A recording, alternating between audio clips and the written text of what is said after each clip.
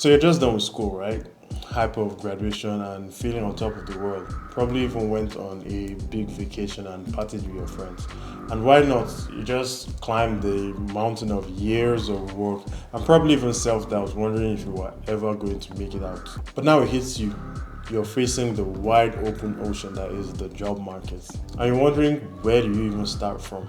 It could be an extremely frustrating and lonely time. I especially felt the same way when I finished from Covenant University in 2018. But I've gotten 3 jobs since then, including 2 offers from multinational companies, but I started out with zero experience. So let's talk about a 4-stage process to help guide you through this journey, with the last one being a special sauce.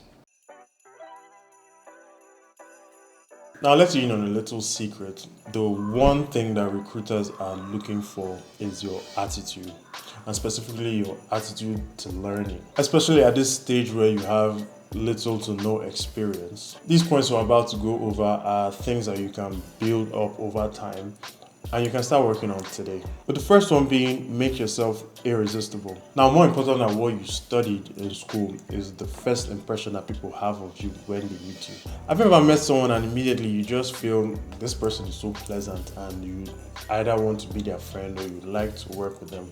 That's the kind of thing I'm talking about. That is reputation. Your reputation is like your brand. It's how you talk, it's how you dress, it's the image you give off. It's your confidence. Dress the part.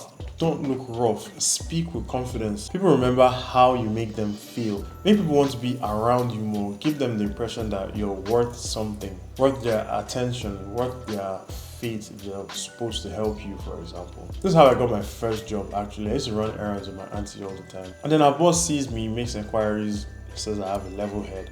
Then she offers me a job at her company. That's where I got off starting off with supply chain work. But now you're confident, right? So what's the next step? Build marketable skills. This time in your life, you're going to have a lot of free time. Don't spend it scrolling TikTok and playing FIFA. Companies are moving away from wanting people that studied a particular thing to wanting people that can actually do that thing. Being an accounting graduate and being an accountant are 2 very different things. So what can we do here? Start with courses. I notice that I said start with because that's not the end of it. But you can start to build skills that are going to be valuable for you over the course of your career.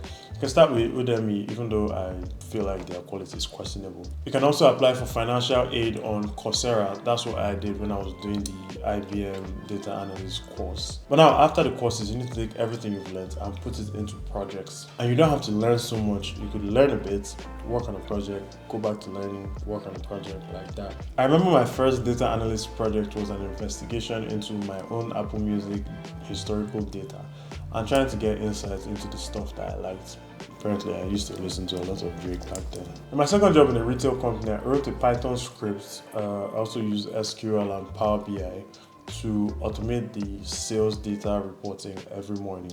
You can volunteer your skills to people around you, and yes, this counts as experience for someone that has no experience at all. And speaking of people that are around you, the next step will be to grow your network. Now try as much as you can to engage with people that are in the same position as you, slightly ahead and far ahead, maybe where you'd like to be in the long-term future.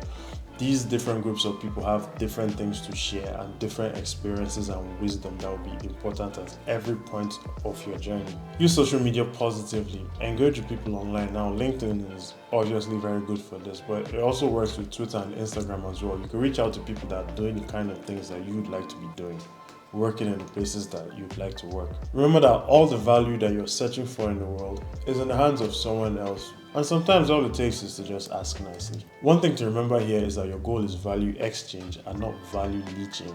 No one likes someone that only likes to take. Remember that you always have to give to receive, and most times you really want giving first. This network building thing is something that I've really struggled with. I struggled with it back in school and just after school, but I put conscious efforts into trying to make it work. I have an app that I track all the people that I reach out to and check up on and just try to be conscious about building my network. Just a simple hi, how are you doing?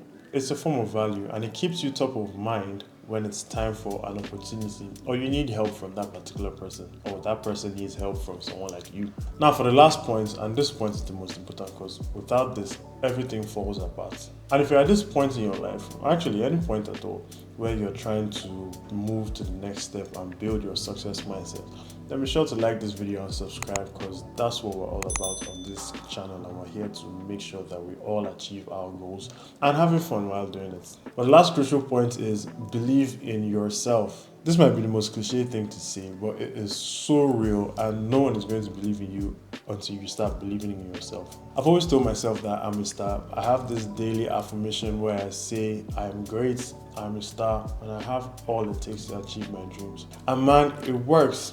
Tell me how you're going to achieve all the things that we've talked about here if you don't even believe that you can achieve them in the first place. How will you ace the interview if you don't think you deserve the job?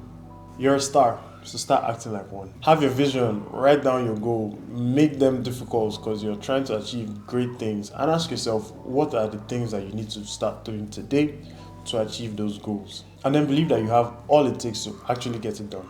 And take a step every day. It's a bit difficult. Sometimes you fall off the track, but remember that you're heading somewhere and you need to maintain that focus. When you were born, you didn't start walking immediately, but now look at you running up and down the whole place. Everything we've talked about today isn't necessarily the technical part of getting your first job, but it's just as important, if not more important, than all that stuff. And it's what recruiters are actually looking for, which is why I asked some of my friends that are currently working in the oil and gas industry what they tell themselves if they were just finishing school. And that video is here, so you should go watch it, and I'll see you in the next one. Take care. Bye.